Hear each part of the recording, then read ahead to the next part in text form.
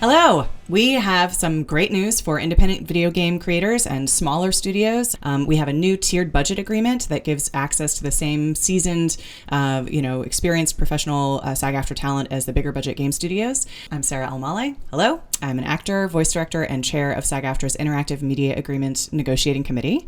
And joining us today is our Chief Contracts Officer at SAG-AFTRA and also our Chief Negotiator on our Interactive Media Agreement, Ray Rodriguez. Ray, thank you for making time. Thank you for having me.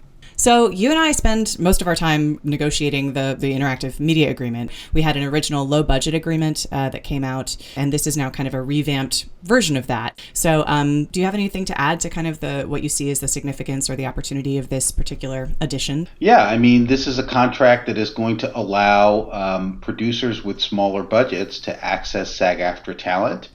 And they're going to be able to do that notwithstanding the fact that we are on strike in our interactive media agreement, and the companies that are struck can only access our talent either through an interim agreement or through this tiered budget independent video game contract. Each budget tier has its own percentage of scale minimum associated with it, and it goes from 250,000 all the way up to 30 million. There are four tiers in there, and it allows for those producers to pay a lower scale compensation rate based on their budget. The higher budget tiers are going to align more closely to the traditional rate, so there's going to be pay that is comparable to the level of game that you're working on.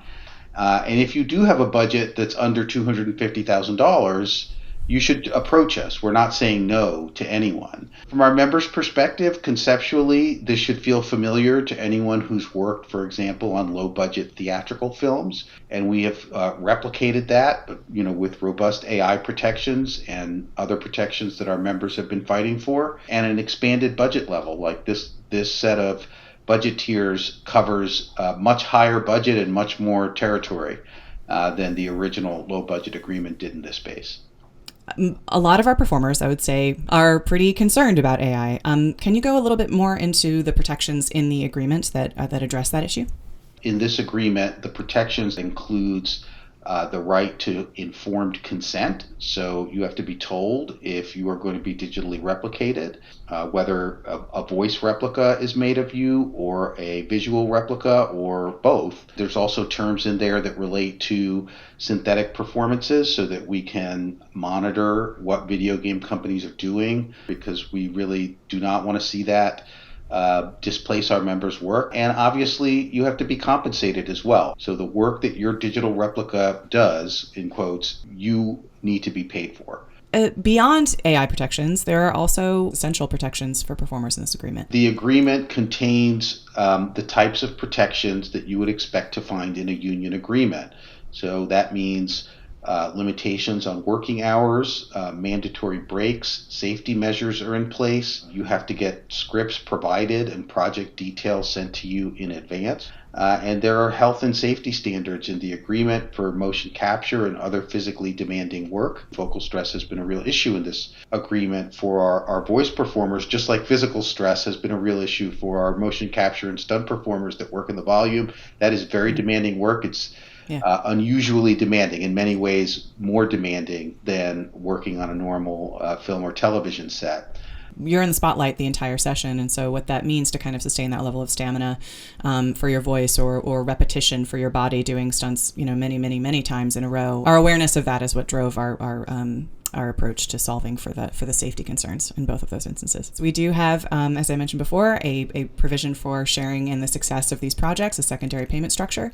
The secondary payment structure in these agreements is really better than the secondary payment structure that we have in the main contract. The secondary payment structure in this agreement is based upon units sold. So it tracks the success of the game. The more units sold, the higher your secondary payment will be. And that really does look a lot more like our traditional residual structure, which are meant to help you share in the success that you help to create when you perform on a title. Yeah, and we encourage employers whose monetization models change to just simply be in conversation with us so that we can craft an exception or a new standard, perhaps. Anything else to kind of bring it home?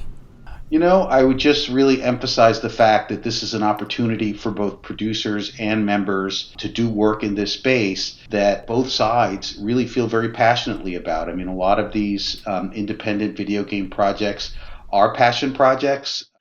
So we want this kind of work to go forward, but we also want to make sure that our members are treated fairly and paid fairly. And this agreement, I think, really achieves that balance in a way that should make everybody feel good. Yeah, I agree. I think everyone who makes games does it out of love. My whole career, I've been thrilled to be invited into the love and passion and imagination of these incredible artists. So I'm so excited to have these on offer, these contracts on offer, and to share that with my fellow members because it's a really special joy. Thank you so much, Ray, for joining us today to explain some of this stuff. We are so lucky and so grateful, all of us on our committee, to have your brain involved in these contracts and in our negotiations. I appreciate that, and I appreciate the volunteer work that members like you do. Oh, thank you, Ray.